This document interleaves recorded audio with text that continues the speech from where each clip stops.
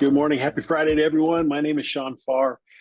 We're a pleasure to be joined by Debbie De Grote today. And Debbie, we got an exciting topic this morning, state of the market. We're going to go over a lot of stats, a lot of facts today, Right? and just talk through a little bit of what's happening in the economy. There's a lot going on in the economy. So Right.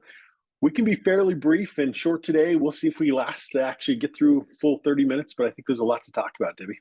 Yeah, and I think a good thought as you go into this today is what are some talking points that I need to extract as I speak to my buyers and sellers? Because often they just like make things up, right? They make things up. They want to be true. When I did this in a lengthier version with Ben not long ago, Ben Kinney, one of the things that Ben said is he encouraged everyone really be a student of the market, study your local, national, even international market, be able to speak to the data, preview property, and even recommended subscribe to the Wall Street Journal. So really get some real news, right? And some real data to be able to talk about. There's a lot of opinions, a lot of Always. information out there, and we want to be professionals with everything that we do. No question about that. Well, we'll just jump right into it. Debbie, I think most people now know who I think you are and what so. you do. Yeah. But I'm the CEO and co-founder here of Forward Coaching, and I'm here in Orange County, California. I sold real estate here for 16 years before moving into coaching 22 years ago. And I get to hang out with the brightest and best, all of you guys, just like today, which is my pleasure, my passion to actually work with awesome professionals. no question about it. We know you're a busy human being. We appreciate you joining us as well here at Landvoice. A lot of our people are so appreciative of just the knowledge that you bring to us every couple of weeks. So thanks again. Debbie, why don't you get us started? Yeah, it's funny, after I started in real estate at the age of 18, and some of you've heard me say the first year in the business, fixed rates went from like 9 to 18%. And I thought my career had ended. There were gas lines, like you had to sit in line to get gas for your car. And of course, buyers wanted to ride around with you because they didn't have any gas. I mean, it was a mess, right? And I remember my broker handed me the book, Think and Grow Rich. And he said, I need you to read some of this every day. And you need to tell yourself, whatever the mind can conceive and believe, it can achieve. And I stuck it out and sold some houses, and then sold more, and then sold more, and eventually sold over 3,000 homes in my career of 16 years. And what I learned is that there's always going to be something, right? Changes, ups and downs. I feel like in all of my career, I think there was one perfect year where all the planets aligned and everything was perfect. So not often, right? So we have to be flexible and ready. Yeah, this slide really nails it, right? Whether we're in a bear market or a bull market, whether the economy's up or down, there are opportunities for all of Always. us in this real estate market. I think about '08 and '09 and the great financial crash. And I think about some of my friends who were selling literally more than 100 homes a year during that really difficult time. I can't even imagine selling real estate at 18% interest, but we talk about Yeah. some of the fluctuations that are out there. They're there, but there's Yeah. still opportunities for us out But there. And so, there was yeah, seller carrybacks, and that's when adjustable rates were born. So real true professionals, they don't always enjoy the painful changes, but they do embrace them and yep. figure out those opportunities. And Sean, that even includes using the Landvoice tools to contact the must-move sellers, to find the people that are more likely to transact given the marketplace. Yeah, and as we get into some of these slides, this one's not in today's slide, but I just did another presentation a couple of days ago, Debbie, and it talked a little bit about, the average time people are staying in their homes. And that average is actually growing a little bit right now. It's about 7.7 years. Normally, just because interest rates have kind of ticked up a little bit, right? And so we get a lot of people sitting on the sidelines. But because of that, the Landvoice data, the people that are raising their hands saying, hey, I'm trying to list, or I'm a for sale by owner, those are great opportunities for us to continue to grow our business. No question. Absolutely.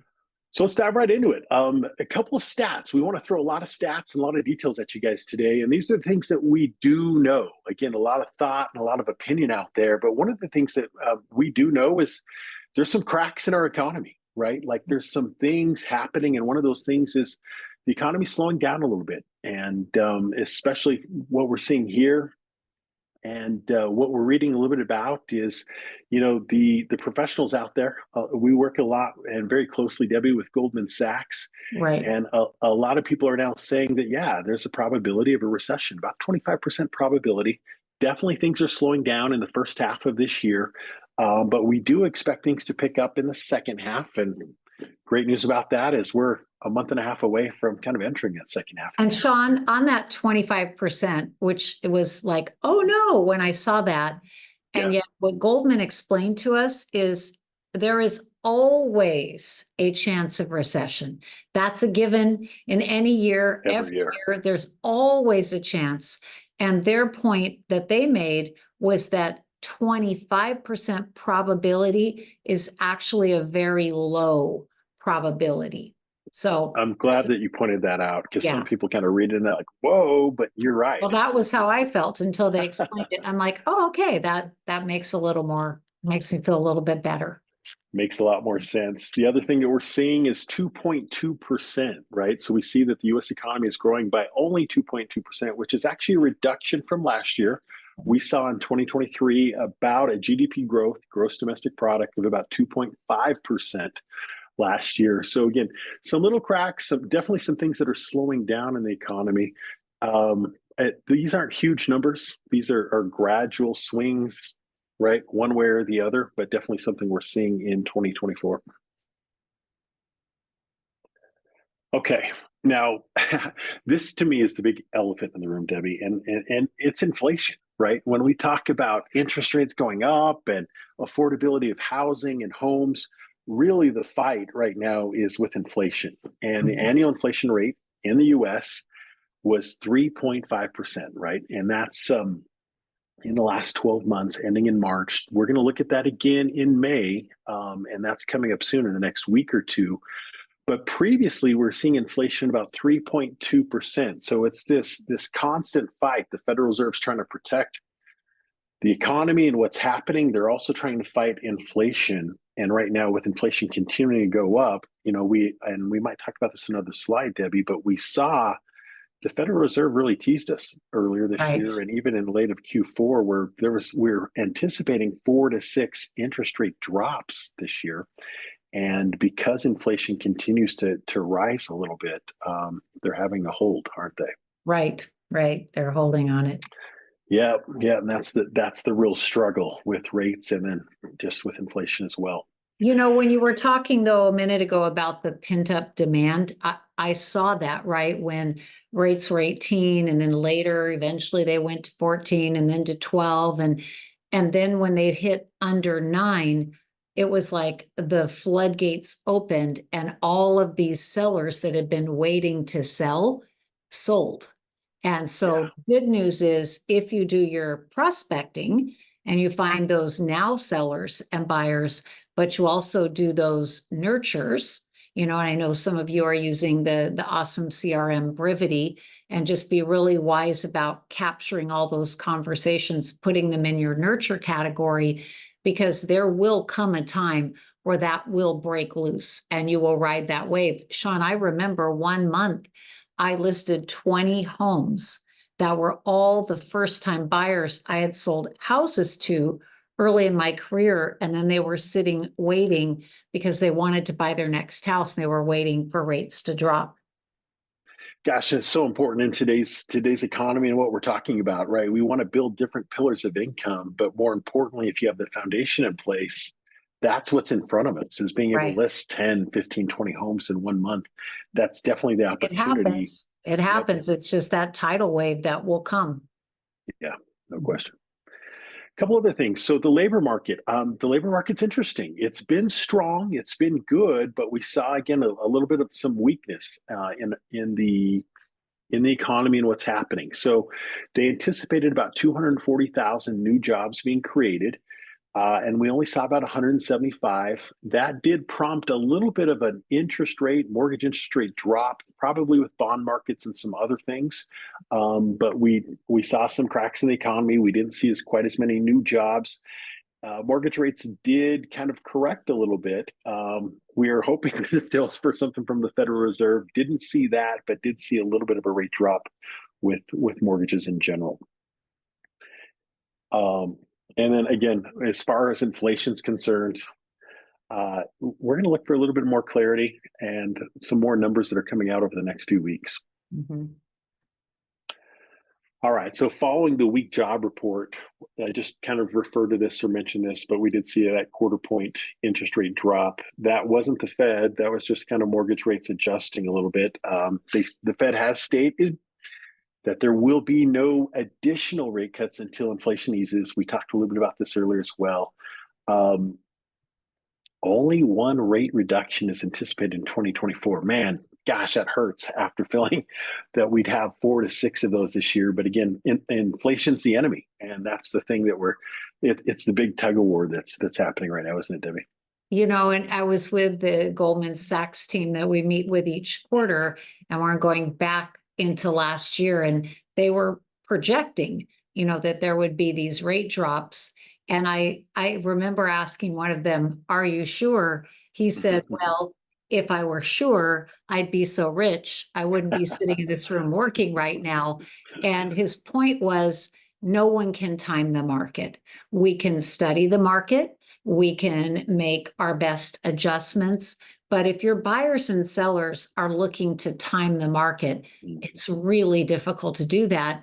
And certainly as their sales professional, you can tell them what is, you can tell them what's projected, but you can't carry that burden and that responsibility of telling them when it's the perfect moment. I don't even know if there is a perfect moment, and if they can be in their house for more than a couple of years, it usually all works out just fine. Really, really sound advice, right? Like if Goldman can't predict it at 100% or And even we at 60 certainly or can. 70, we shouldn't try either. No Yeah. question. A couple other things to be mindful of. 2023 was supposed to be a tough year for stocks. The stock market actually rallied and did exceptionally well last year. They saw, as you see here at the bottom of the slide, the S&P 500 rallied with over a 24% gain in 2023. Part of that was largely due to a lot of AI companies and new companies coming out, right, with just massive gains in 2023. So, we're a resilient country. There's a lot that's happening throughout the economy, but definitely the stock market showed resiliency last year. And I think we'll see some of those things continue into this year and into 2024. Okay, so here's the current forecast, and something that I love reading and seeing. Some of you might see this report and just, be ready for a nap, right? But it's kind of fun to see the appreciation and the opportunities in the housing market. We currently are forecasting home prices will appreciate by 5% this year, and then kind of a softer appreciation next year, 3.7%. Now, if interest rates do something different next year, that could totally change in 2025. We could have a frenzy, right? Again. And one of the things about this, some people might be saying, well, but I have listings that I have had to reduce it. And if we look back and we say, sometimes it's the aspirational pricing that the sellers are doing. They're not pricing to the data, they're pricing up here in the sky. And so, yeah, they have to adjust that price. But the prices, for the most part, are still not going out below the data. They're still appreciating in most markets. Some days on market are going up a little bit, but they're still appreciating. And certainly, if a buyer is saying, well, I want to wait until next year when the rates drop, which if forecast holds, they probably will. Well, okay, but it'll go up 5%, maybe even 8, 6, 7, 8% by the time they ultimately purchase. So it would be better to buy now, go to a lender like Envoy or someone that's a great lender that you can get that loan that can be refinanced at no charge in the future. Gosh, I really like that advice. And I really think for each of you out there listening today, that's it, Debbie. We got to get people into the real estate market. We got to get them kind of uh, recognizing and realizing the appreciation in real estate. Sitting on the sidelines is not the place to be.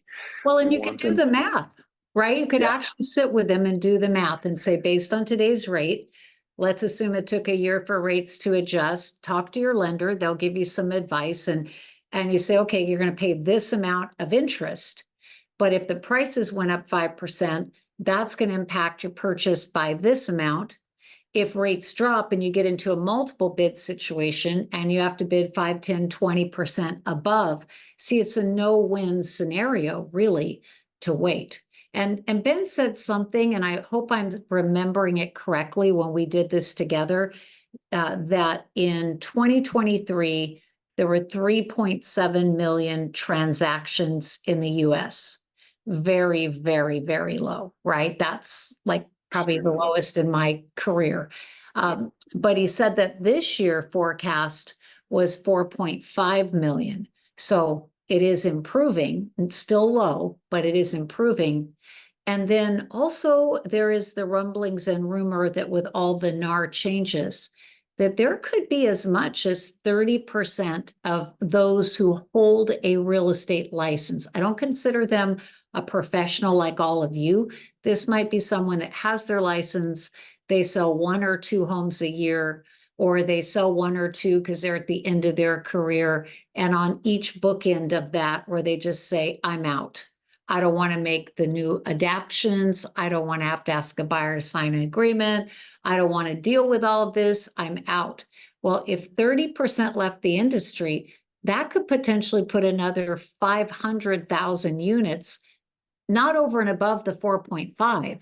It's just that they won't be sucking those units away from you out of that 4.5, right? There'll be more opportunity for the true professionals. Huge opportunity for optimism for everyone joining us today. I love that message. This is something else that I really loved kind of looking through the numbers here. So when we talk about the method of home purchase, pay attention to these categories down on your left side, but also look at, I like to just kind of look at the averages, which is all buyers here, Debbie. And when it comes to all buyers, 86% are still using a real estate agent or a broker. And then a small, insignificant number, right, are trying to directly work with the builder, trying to work with a previous owner, maybe trying to sell the home on their own. One reason Landvoice aggregates all those for sale by owners is because 84 to 86% of for sale by owners eventually Right. list with an agent. So very strong numbers, very strong percentages. This is, again, buyers. And then let us also show you what's happening with, so method of home purchase. This is actually with how many the buyers they're working with, and then the buyer representatives. Right. So Debbie, this slide, in Right. fact, if all This of you is guys are paying very attention, encouraging. Yeah. yeah, This is encouraging because if you even going back a slide, the 86% used an agent, the 2% that went directly to a builder, the builder had typically agents on site, right? So they did. technically used an agent. If you say they knew the previous owner, well, you kind of take that off the table. They bought from Aunt Bessie, right?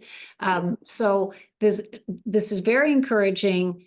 They are not doing it on their own. They are working with real estate professionals. So that's very good, knowing we have to make some of these changes ahead. And on that next slide, Sean, if you add those up, so if you click to the next one, 35% had a written agreement.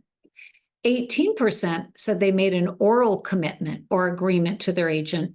Quite frankly, they probably would have signed an agreement if they'd been asked, right? Because they Yes. made that commitment.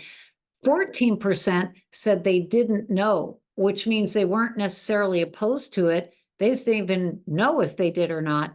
34% said no. Now, when you say, oh, wow, that 34% wouldn't sign an agreement. No, it doesn't mean they wouldn't. It might potentially mean they weren't even asked to, Correct. right? Yeah. But it's still a very high percentage was quite committed to their real estate agent and made some type of verbal or oral commitment. over the next 45 to 60 days, this as our industry, this is what we have to get right, is this Right. percentage right here, right? With the NAR settlement and everything you and I have talked about over the last few weeks, Debbie, we've got to get this piece right. We've got to educate the buyers, and more importantly, we're going to see Upgrade our buyer significant consult. changes. Yeah, Yep. upgrade your buyer consult process and own your value prop. And by the way, if you Google NAR 105 ways, they have that report, and that report gives you a list of 105 things that a buyer agent does for a buyer, which will help you as you're working on your value prop. No question. That written agreement is going to be so important to us. Let's all commit to making sure we're doing that as of today, not as of July 1st. Yeah, start now. Yep, let's do it now. Mhm. Okay, a couple of other really cool trends. Would a buyer use a real estate agent again? And I like looking at this first graph on the left. 76% of all buyers say they will. Another 13% are going to say probably. I mean, right there, Debbie, we're at 89% Right. of all consumers that are going to say, yeah, absolutely. I'm going to use a real estate agent again. I think that's important to us. We've got all the age demographics listed here as well. We can send these slides out to you after the event today, where you can study this a little bit more, but a very strong percentage of all consumers are committed to using a real estate professional. And recommending them. So that means you need to be sure you're calling them so you can get those great referrals. And remember to let them know you're never too busy to help another awesome customer and all the markets that you serve, right? So important to stay top of mind. One of the reasons we love that CRM Brevity so much, Debbie, is by being able to, in front of our entire database, put a market report or a listing alert in front of our entire database and staying top of mind. So if they are recommending us, they do remember seeing updates from us as well. Absolutely. Okay, this is on the seller side. Would sellers use a real estate agent again? Similar percentages. We're going to see 73% of all sellers would use a real estate agent again. Another 12% right there saying probably. Again, that pushes us right to that 85% mark. We see a very strong definitely in that age category of 33 to 42 at 83%. But on average, again, very strong percentages. And just I love these 97-year-olds that are going to use realtor again. Love it. Yeah, 95, 96, 97, Yeah, selling and buying yes, homes, right? heck yeah. Yeah, my realtor again. Love it. Okay, a couple other things, Debbie, just on kind of being educated and being ready for some shifts and some things that are happening in our economy right now. Yeah, I think the skilling up, right? Your listing consultation skills. We have written some new scripts, and I think we've given those to you, right, Sean? We have, yep. For the NAR conversations where you're talking about, Mr. Seller, I work for commission of X on the listing side. And then together we decide what are you interested or willing to do to help the buyer agent, compensate their buyer, or the buyer compensate their buyer agent. Because what we know at the moment, things may change a little, is that the seller will be able to put in the public remarks that they're giving concessions to the buyer. And then the buyer can use those. Your buyer consultation skills. You need to actually have a consultation process. You need to be able to discuss with the buyer your value. If you haven't already, which many of you have already been mandated or even chose to use a buyer broker agreement. If you've not, though, get very comfortable with explaining it, and don't be shy about discussing commission. And you'll see in the scripts we gave you, we've given you some good options to present to the seller and to present to the buyer. And that's your negotiation skills, right? Consumers love options. And then speed to lead. So Sean, if they do their awesome prospecting with their Landvoice tools, they get that into their Brevity system. Everyone's going to be hustling up. When I say everyone, I should say the great sales professionals will be hustling up to list buyers just like they list sellers. And I know that Brevity has even created a field for that, I believe, where you can track your buyer agreements, right? Just like you would a listing agreement. Really cool dashboard inside of there now. Yeah, absolutely. And provide value. You know, you are the wise advisor. And if you think about, I was just I am recording today, which is very big labor of love, a negotiations course. And one of the quotes in the course, it's one that I made up for myself years ago, is my job as a great salesperson is to help people overcome their fear and hesitation to achieve their goals. So it's not about pushing people into things, but they do get stuck. And they get stuck in the fake news, and they get stuck in what they think might happen. And if you can sit with them with a quality lender, maybe even with their CPA, and really go through the numbers, and logic, remember, is important. They do buy or sell emotionally. They just need that logic to help justify what they want to do. And you can bring all that great value. So yeah. So Sean, if they want to talk with me, and many have reached out and some have joined us in the forward coaching, if you scan that QR code, I promise nothing scary will happen. I have two awesome gentlemen that work with me, Gary and Ron. They're super nice, and they would just reach out to you, get your information, and help you get set in my schedule to talk about what it's like to coach with us. And, that call's complimentary. And if you choose to join us, we don't even ask you to sign a contract. So, Sean, Debbie, it's a pivotal time in the real pleasure. estate industry. And I think people have to understand the buyer's agreement. We have to understand how we're adding value to the buyers. I don't think there's a Yes. better time to be involved with coaching and an organization like yours, but now. Yep. So scan Well, that QR code, get we'll that free get you consultation. ready. Yeah. Highly recommend it. Well, I hope Debbie, you all have a great weekend, and go make some money and take these slides and pick out a few talking points. And last quick thing is, I was working on my negotiations course. I was talking about when someone says things to you that are wrong. Like, oh, I believe the prices are going to drop by 10% this year. And you're thinking, what the heck? Where did that come from? You say, wow, interesting. I'm curious. I love to study the market. And the Goldman Sachs data that I've recently studied, it didn't indicate that. Where did you read that? I would love to read that data. Well, no data. I just think that will be what happens. Okay, well, if I could show you some data that clearly indicates potentially a 5% increase, do you think you might be open-minded to considering moving your plans forward faster? Right? So we don't want to be rude to them, but we got to call them out when it's not accurate data, give them a way to save face, and go out there and be that educator and find those opportunities, right? that's right, Debbie. Now, as always, this video will be placed on the Landvoice YouTube channel in the next couple of days. I would say Monday or Tuesday of next week. So watch for that so you can turn to those stats and continue to use them to educate these consumers. We want to always be the professional. Debbie, sure appreciate your time today. All right, guys, have a great weekend. Bye-bye. See ya.